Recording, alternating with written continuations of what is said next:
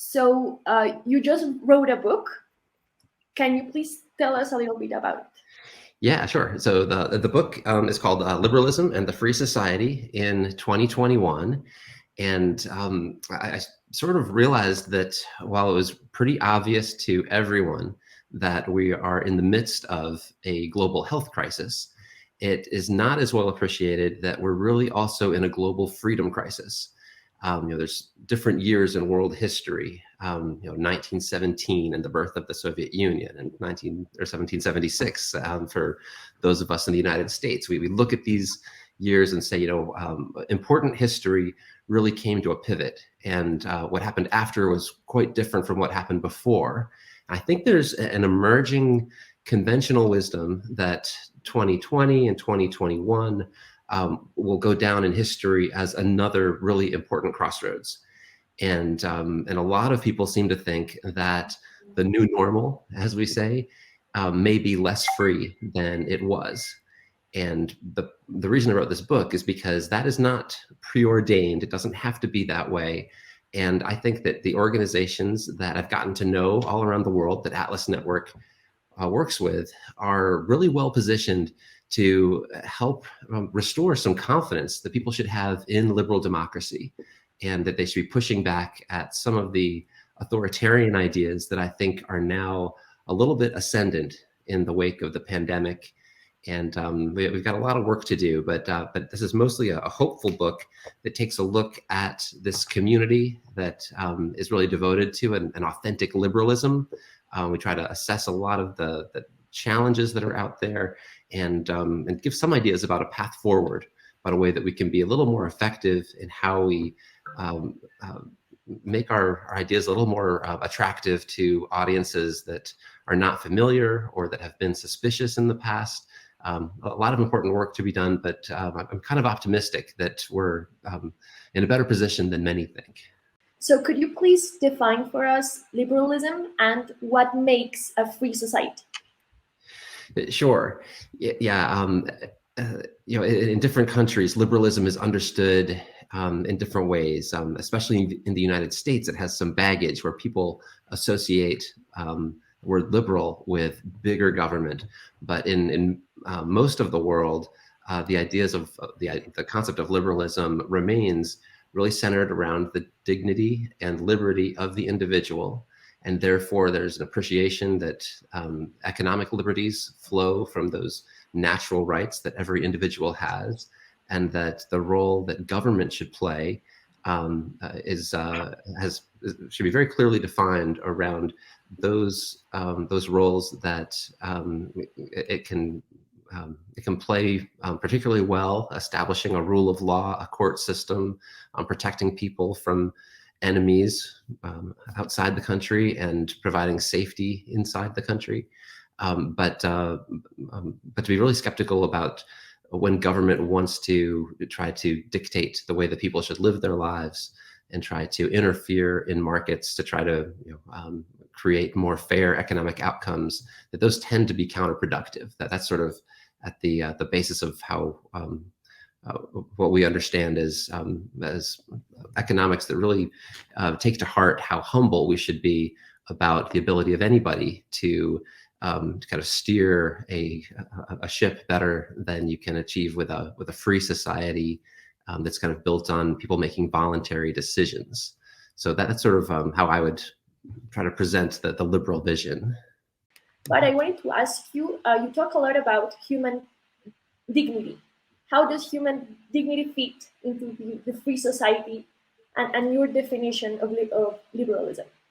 Yeah, so I think that one of the things that we have to work against is that some people have come to think of liberalism, and they've created the slur neoliberalism to sort of tar a lot of reforms that may have been moving in the right direction, away from state control and socialism. But sometimes reforms were implemented in unfair ways, in ways that enabled cronyism, which is really the opposite of what people who believe in the free economy favor. So I think that one of the big challenges we have is to recenter the discussions around the real reason that we care about free society principles, which is that they really respect the dignity of every human being. And that is something that I think we've done a poor job at conveying in the past, so that some people have been able to somehow characterize us as looking out for the interests of big business, when too often big business and big government conspire against the little guy in society. And we're not pro-business, we're pro-markets, we're pro-opportunity. And when we are a little bit more emphatic about the fact that it is the dignity of the individual that is really our central concern, then I think people realize that some of the characterizations that some people in power try to put on us are quite unfair. And I'm hoping that that message can come through. And I think it really does depend on us getting a lot more intentional about emphasizing how we care about the dignity of every person. I was meaning to ask you, you did a lot of research for this book. Did you find, or did you discover something in the process that reshaped your views on liberalism or on free societies? Yeah, well, in some ways, this is the culmination of many years of work. Sophia, as I said, I've been involved with this organization, Atlas Network, for more than 2 decades. And this year, we're actually celebrating the 40th anniversary of our organization's founding. So initially, I was thinking that this would be a book that would really just draw upon some of the examples that I've come to love through the years of how some of our partners have gone to bat for street vendors in India who previously were looked at as a public nuisance. And then, thanks to the Center for Civil Society in India, there's been a real mind shift to realizing that, no, these are productive members of society and they shouldn't be abused by corrupt cops. They should have legal standing to be able to apply their trade. That those types of stories have really meant a lot to me. And I thought that it would be great to share those. The thing that was interesting is that in the midst of this, my plans for sort of a 40-year retrospective looking back, things got shifted around because there's too much happening right now. So it became more of a forward-looking book. And in the middle of this, I'll say that one new tool that was sort of an epiphany in the middle of this is that I became involved with a couple of scholars, one from Argentina, one from Hungary, who were working on something called the Global Index of Economic Mentality. And this is an attempt to measure by mining surveys that have been done for many years on an ongoing basis, the World Values Survey. They pulled out some questions that have to do with how people think about markets and how they think about the role of government in the economy. And they were able to come up with a scoring system that lets us at least have a first measure of how different populations think about whether free enterprise creates efficiency and fairness, or if it's something that needs to be corrected by government officials. So that was sort of an interesting study to pull into this book, because I think it helps frame the challenge that a lot of our local partners have to shape economic mentality, believing that if you're going to have good economic reforms, you need people to understand why those reforms should be moving in the direction of free enterprise. Policymakers. Yeah. So I think that I'll want to throw like a cautionary note that I think that what we have right now is a pretty blunt tool. I think it's interesting that the results that came out of it make some intuitive sense. The countries that scored pretty high on economic mentality tend to be places that where you see that the institutions are pretty much in line with that belief in free enterprise, and those on the opposite end tend to have the most dysfunctional institutions. So it sort of passes a sniff test where you say, kind of makes sense. I don't think that it's a very, it's not a fine-tuned tool, because you're relying on just, this is some like 6 questions asked over a period of time across the world. So I'm hopeful that it's at least a starting point for something that's very important. Because I'll say that my dream has always been that we'd be able to prove these correlations.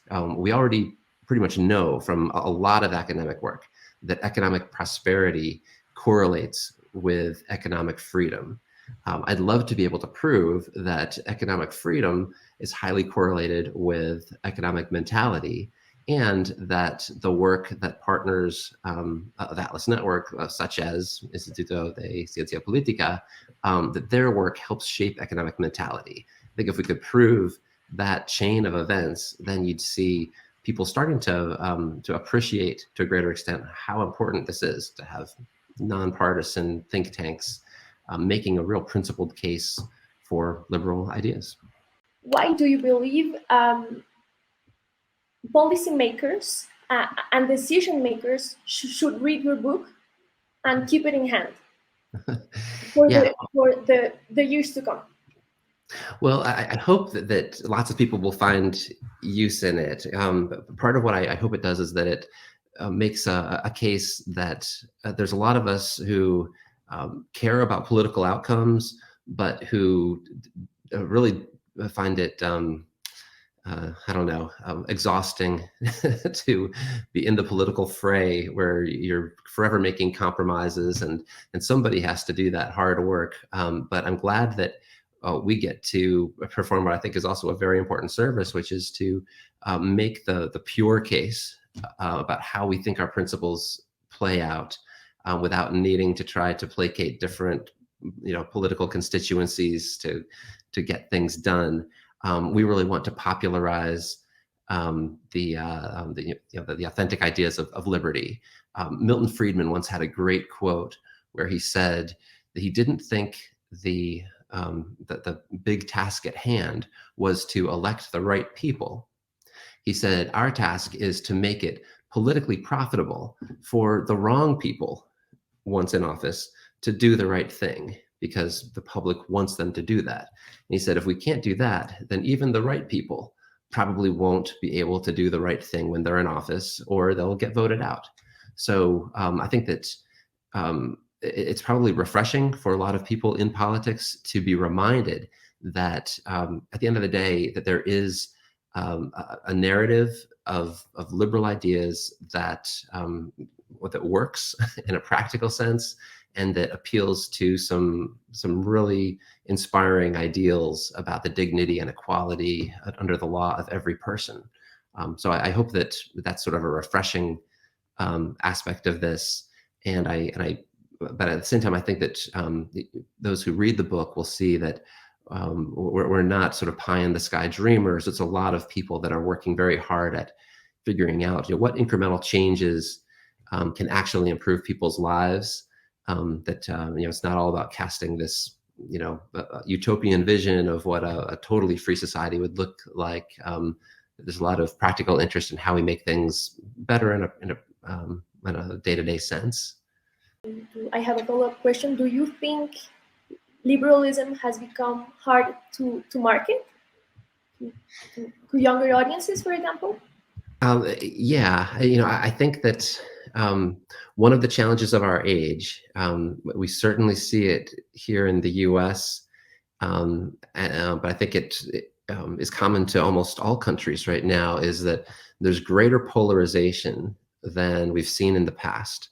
I worry that some of this is fed by the changing media landscape, and just that all the algorithms on social media seem to reward those who make others angry. So in many countries, we have a real tribalism within our politics, where people want to punish their enemies, and they want to use the power of the state to do that. Sometimes they are aligned around nationalist ideas. Sometimes they're aligned around sort of global socialist ideas. But the common denominator seems to be that they don't really respect the autonomy of the individual, and they want everybody to be in these warring tribes. Those of us who identify with liberal ideas have a tougher challenge to show that enlightened politicians are those that don't try to use the power of the state to reward or punish people. That the whole idea is to create a limited state that creates fair rules of the game that gives an opportunity to everyone.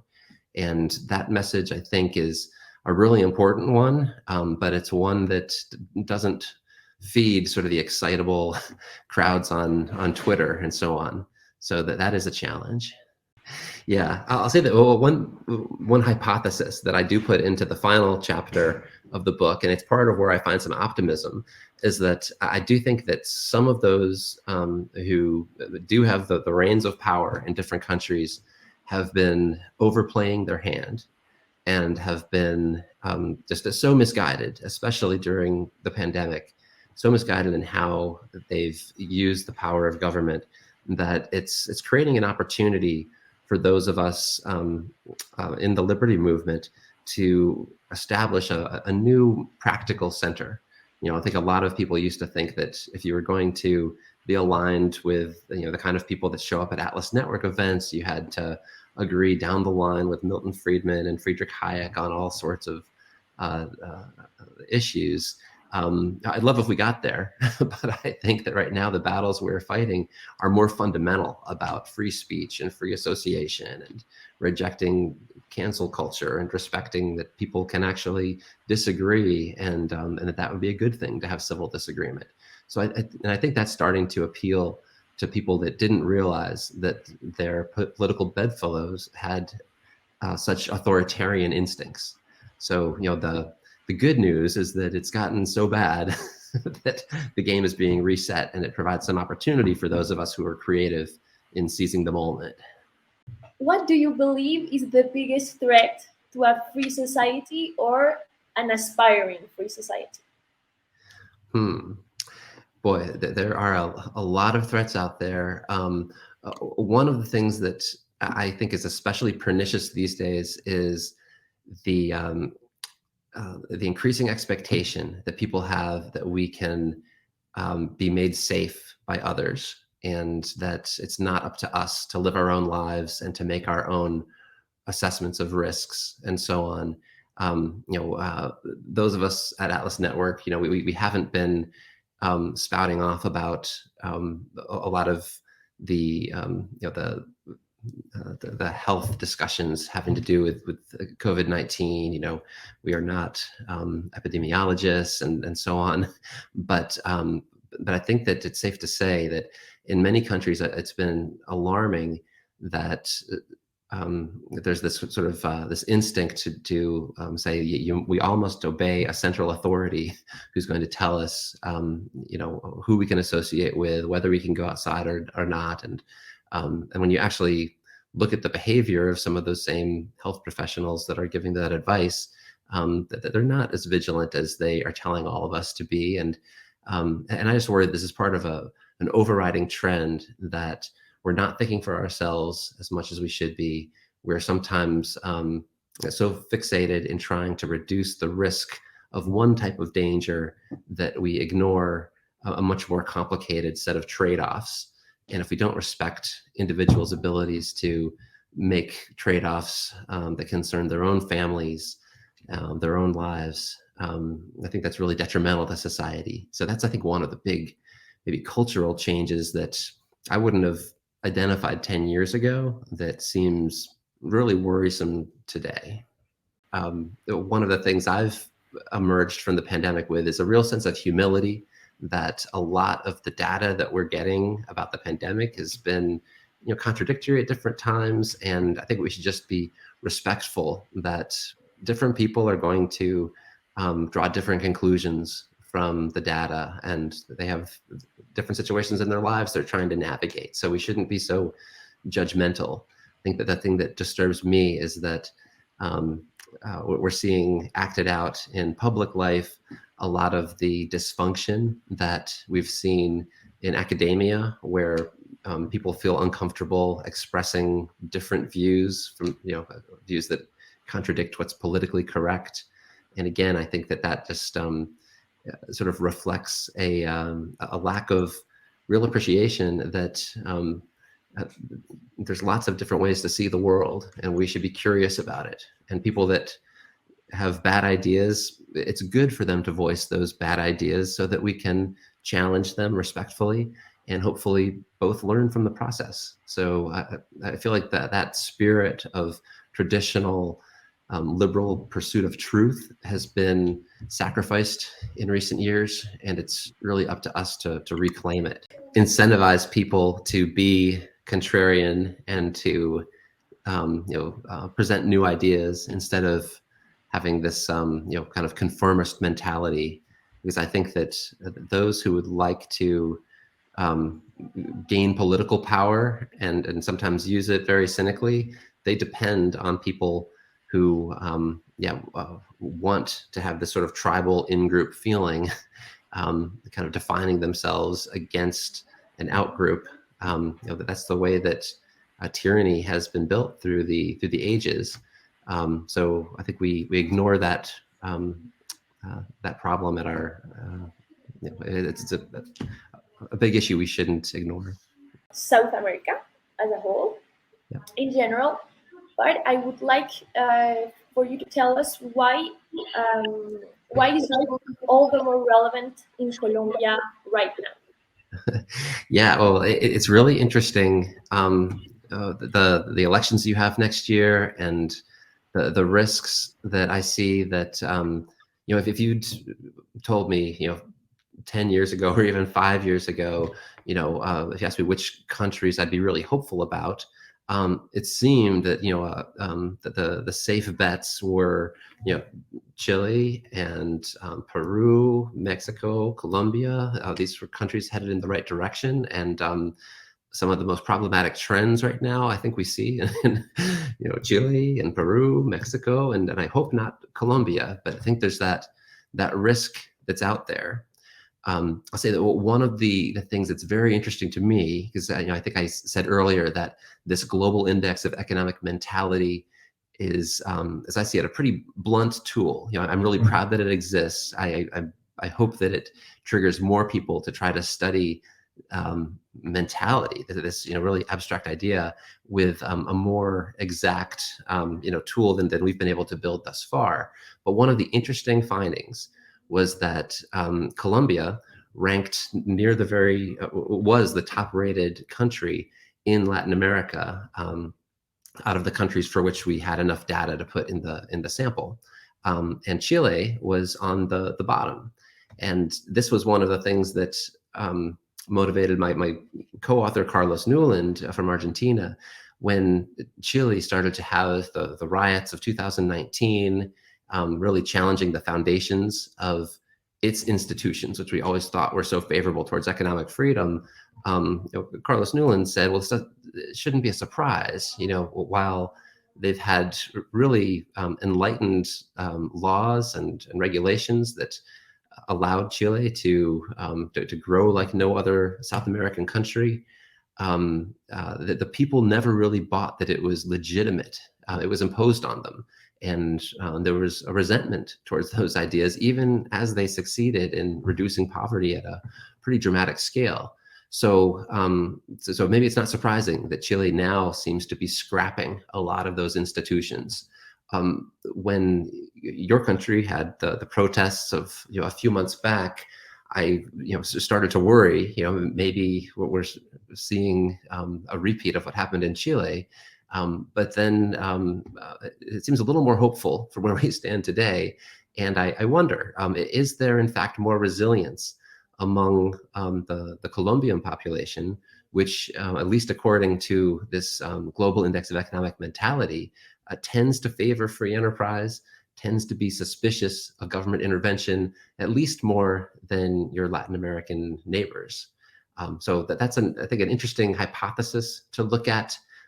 One of the things that you may recall from chapter 7, this was the format for this was a sort of roundtable discussion that's transcribed with different experts that Atlas Network is privileged to work with. And Roberto Salinas Leon, who I think is visiting you in a couple of weeks, said that he's thought that Colombia's embrace of open trade has had a really important effect in having more people realize that you need to conform to sort of the rules of the game internationally. And this has had a positive effect on institutions in Colombia because the trade has been so robust and so important to economic growth there. So perhaps that economic mentality is seeping in a positive way, so that it's less likely that you are going to elect someone who's going to try to undo the whole thing. I know that Gustavo Petro seems to have a lot of momentum in different polls, and if he is sort of an AMLO type, which is at least my sense from afar, that seems quite worrisome. But I think it only highlights that organizations like Instituto Ciencia Politica have a big role to play in solidifying a more positive economic mentality that will keep people suspicious of this, caudillo mindset of, the strong man that can remake things in a more fair way from the top down. I just don't think that ever works. Why? How come? And how do we fight against that automatic response to liberalism? Yeah. So part of one thing that I've come to gain a real appreciation for is that so some of the economic reforms that I think moved different countries of Latin America in the right direction were done often in imperfect ways, and that a lot of people that share liberal ideas, at least they talk that way, were a little bit too comfortable with cronyism and the sort of a corruption to get things done and to look out for friends who are powerful and so on, and I think that has tarnished the whole project, and that's part of the refrain of this book, is that we have to kind of be all in and to really do our best to explain the good-hearted principles at the heart of liberalism, which really are about, as I said, like the dignity of the individual, and to contrast that with the cronyism that is very different. And that's from what we believe in. That is the marriage of government and sort of a corrupted capitalism, where you're using the power of government to grant economic favors. It's all these political privileges that destroy the idea of a level playing field. We have to be for the level playing field. We have to be sort of at war against cronyism, because when people confuse cronyism and capitalism, it really makes it difficult for us to move society in a more liberal direction. They get very confused. So I think that the way that people understand, neoliberalism is a sort of a perversion of what liberalism authentically is. So I hope that we can get better about talking about our real intentions, and that we can call out the liberal reformers who compromise away and undermine our cause by tolerating corruption. So, in the light of the upcoming elections, how can we shift the narrative around neoliberalism or liberalism to prevent an undesirable outcome? Yeah, well, I guess one of the great things about working at Atlas Network is that sort of baked into our DNA is a real humility that it's wrong for people in the outskirts of Washington, D.C. to tell other people how to improve their countries. We like to be the organization that helps connect peers throughout the network so they can learn what's working in different contexts from the bottom up, instead of pretending that we have all the answers. I do think that in general, there is a lot that we can learn from looking at just ways to recast the message, to make sure that we're explaining the reforms that we want to see in terms that everybody can understand, and to make it clear that it's the people with the least economic opportunity that we most want to help, and that liberal reforms lean in that direction of an inclusive prosperity. Too often, I think if we just talk about economic freedom, people think, well, that must mean benefits for people with economic means who are already rich. and that's not the point. We sort of believe in the freedom to create your own livelihood, to be able to establish your business in the formal sector instead of having to work in the underground economy and so on. These are some distinctions that I think are really important. But I will just say for the record that Atlas doesn't get involved in political elections, and we know that we don't have a whole lot of insight about how to best do the work on the ground, and we're really always wanting to learn from those of you who are in the trenches, who know the local environment. You always have the best insights about your particular circumstances. Perspective, how can we shift a narrative in a region that is so against or has such a bad view, or where neoliberalism or liberalism has such a bad rep?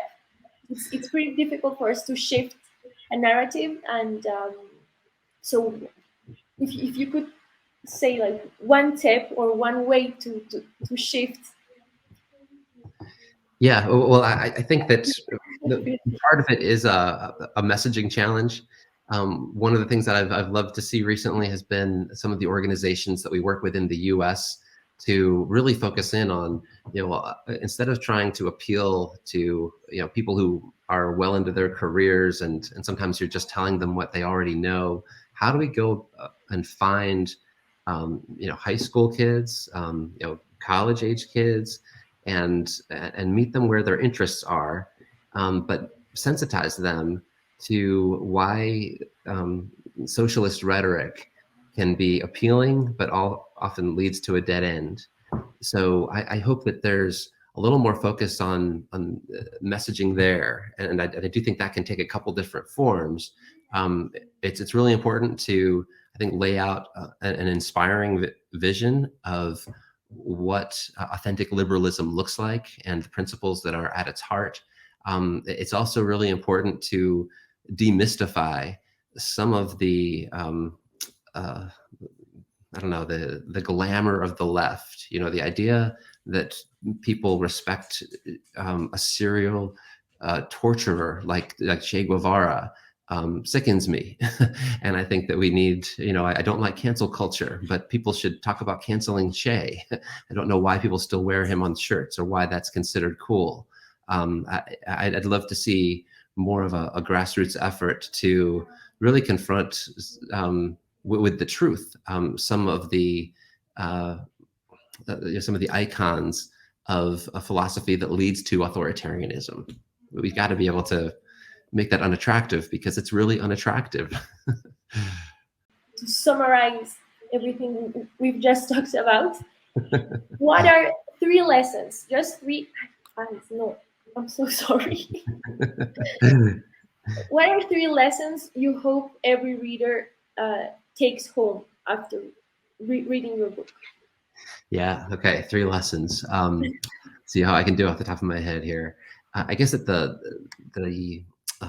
first key lesson is that we are living through really important history, and we should be excited about that, because a lot hangs in the balance, and oftentimes you don't feel like you have a chance to change the trajectory of your society for the better. And I think that we do. And I think that if we're not active, we risk seeing things decline, because that seems to be the trend line in too many countries. A second big takeaway is that the organizations that I consider part of the freedom movement, who connect with Atlas Network in different ways, who share our vision of authentic liberalism, I think that one of the takeaways is that these are undervalued assets. There's a chapter at the beginning that goes through a lot of statistics about how these organizations operate. When you total all of our partners together, they have an annual budget that's a little above $1 billion. And I think that their influence is even greater than that number sounds. So we're not talking about a marginalized group. We're talking about a really powerful network of organizations that people should see as important change agents. And I think maybe the third big takeaway, I hope, is that while there are a lot of challenges all around us, there is a path forward. And if we're all a little bit more intentional in how we talk about free market ideas and talk about them in terms that sort of resonate with this idea that each individual person has dignity, I think that there's a way for us to really expand the coalition of people that could help us get good reforms done and who could keep some of the pernicious illiberal ideas that seem to be on the march, keep those at bay, and then hopefully create some decades of real peace and prosperity going forward. Following Instituto de Ciencia Política and who is especially supporting LCP, thank you for that. I think it's really important work, and I hope that you are energized by understanding that this is a global movement to really achieve some important advances in human freedom and to be involved in the trenches in making sure that Colombia does not disintegrate into a Venezuela, but instead can prosper and become more safe, more peaceful, a stronger civil society. This is a really worthwhile ambition, and I hope you stay very engaged in it.